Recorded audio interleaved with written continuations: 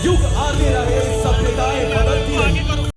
जब एक राष्ट्र की सभ्यता को ध्वस्त करता दिखता, कभी उसकी संस्कृति पुनः जागृत होगी। सृष्टि आरंभ दिवस पर सनातन परंपरा में शिव केवल देव नहीं, वो ब्रह्मांड की चेतना। डमरू की ध्वनि से सृष्टि का प्रथम नाद उत्पन्न हुआ और त्रिशूल ने समय के 3 आयामों भूत, वर्तमान और भविष्य को संतुलित किया। में आने के लिए जहां अध्यात्म केवल मंदिरों में नहीं बल्कि जीवन की हर श्वास में बसता है। स्वागत है आप सभी का वैश्विक आध्यात्मिक नगरी उज्जैन। इस नगरी ने एक बालक को ज्ञान दिया जो आगे चलकर योगेश्वर कहलाए। शांतिपदी आश्रम उज्जैन, वो स्थान जहां श्री कृष्ण, बलराम और सुदामा ने शिक्षा प्राप्त की। कथा कहती है कि जहां उन्हें वेद, भारत की पावन भूमि पर 12 ऐसे स्थान हैं जहां शिव स्वयं ज्योति बनकर प्रकट हुए।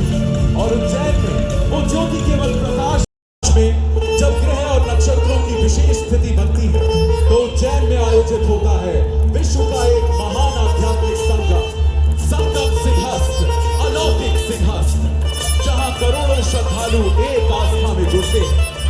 साल 2028 में ये दिव्य परंपरा फिर लौटेगी और पूरी दुनिया उज्जैन की आध्यात्मिक ऊर्जा को अनुभव करेगी।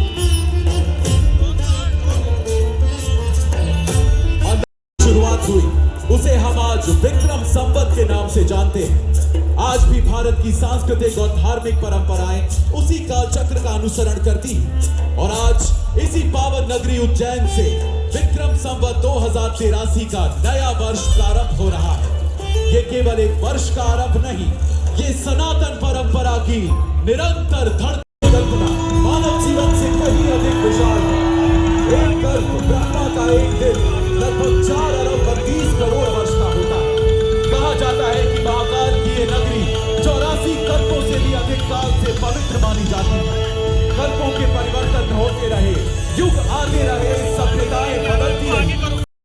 और उज्जैन की सनातन आत्मा, इन्हीं सब का उत्सव है विक्रमोत्सव। सम्राट विक्रमादित्य की विरासत को पुनर्जीवित करते हुए ये उत्सव भारत की ज्ञान, परंपरा और सांस्कृतिक गौरव को पुनः जगाने का संकल्प है। और आज प्रधानमंत्री और मध्य प्रदेश सरकार के विजन के साथ उज्जैन फिर से विश्व के सामने भारत की आध्यात्मिक और सांस्कृतिक राजधानी